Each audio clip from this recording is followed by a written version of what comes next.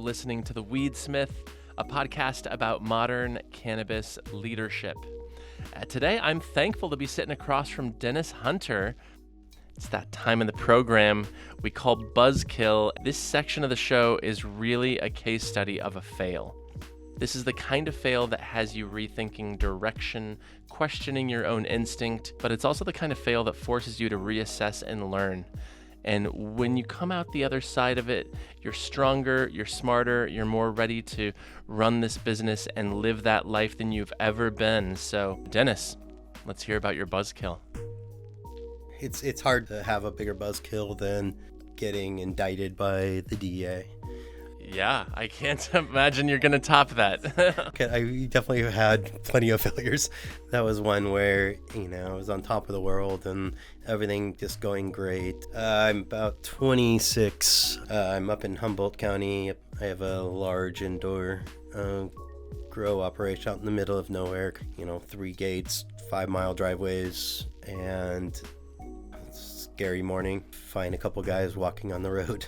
I tried to put them under citizen's arrest. You can imagine how that worked out. They ended up eventually pulling out their necklace badges and handguns and found out they were undercover DEA agents.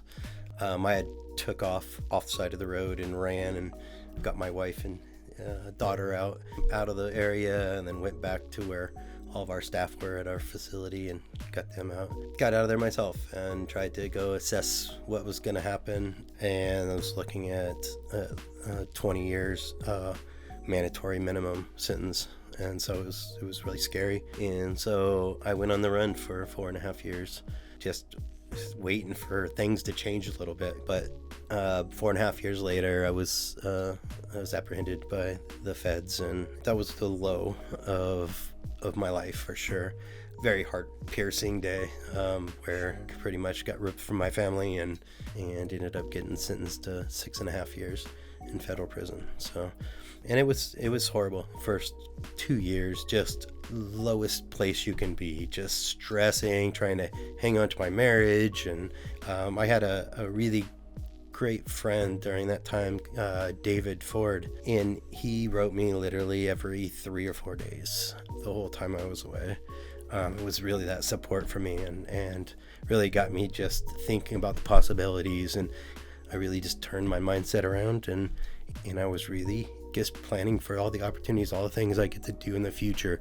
Then getting out just super motivated, and so I just got out with that drive and that appreciation for life and freedom, and I started a hydroponic distribution and manufacturing company where I made cultivation supplies for people because I was on probation, so I couldn't touch the plant. And then once I got off probation, it was trying to have that plan to get back into cannabis, but do it the right way where I wouldn't be jeopardizing my freedom, or at least stupidly doing that.